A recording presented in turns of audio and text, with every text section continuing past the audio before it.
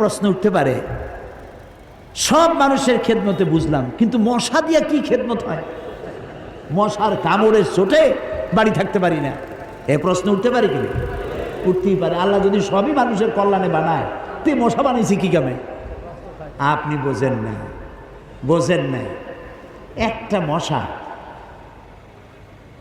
একে সহজে মারাও যায় না, ওকে বহু কায়দা করে হাতটা আস্তে নিয়ে যেইটা মারবেন তার আগেই সে উড়ে চলে যাবে, খুব চালাক। তো এই মশা কি জন্য বানাইছেন আল্লাহ?